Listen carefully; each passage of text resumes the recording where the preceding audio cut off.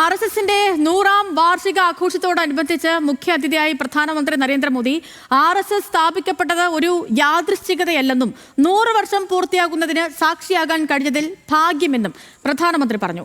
ഭരണഘടനയിലും ജനാധിപത്യത്തിലും RSSന് ഉറച്ച വിശ്വാസമെന്നും ആ വിശ്വാസമാണ് അടിയന്തരാവസ്ഥ കാലത്ത് പ്രവർത്തനങ്ങൾക്ക് പോരാട്ടത്തിന് ഊർജ്ജമായതെന്നും മോദി കൂട്ടിച്ചേർത്തു. 100ാം വാർഷികത്തിൽ പ്രത്യേക നാണയവും സ്റ്റാമ്പും പുറത്തിറക്കി.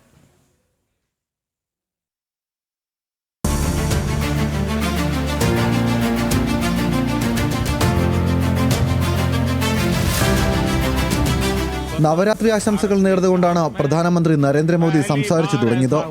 തിന്മയ്ക്കുമേൽ നന്മയുടെ വിജയം, അനീതിക്കുമേൽ നീതിയുടെ വിജയം, അസത്യങ്ങൾക്കുമേൽ സത്യത്തിന്റെ വിജയം, ഇരുട്ടിനുമേൽ വെളിച്ചത്തിന്റെ വിജയം എന്നിവയുടെ പ്രതീകമായ വിജയദശമി ദിനത്തിൽ 100 വർഷങ്ങൾക്ക് മുൻപ് RSS സ്ഥാപിതമായത് യാദൃച്ഛികമല്ല.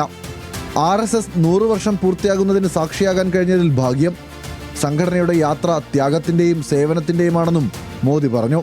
ഭരണഘടനയിലും ജനാധിപത്യത്തിലും RSSന് ഉറച്ച വിശ്വാസമെന്നും ആ വിശ്വാസമാണ് അടിയന്തരാവസ്ഥക്കാലത്ത് പ്രവർത്തകർക്ക് പോരാട്ടത്തിന് ഊർജ്ജമായതെന്നും മോദി കൂട്ടിച്ചേർത്തു. RSSന്റെ 100ാം വാർഷികത്തിൽ പ്രത്യേക നാണയവും സ്റ്റാമ്പും അവതരിപ്പിച്ചു. നാണയത്തിന്റെ ഒരു വശത്ത് ഭാരതാംബയുടെ ചിത്രവും മറുവശത്ത് ഭാരതാംബയെ വന്ദിക്കുന്ന RSS പ്രവർത്തകരുടെ ചിത്രവുമുണ്ട്.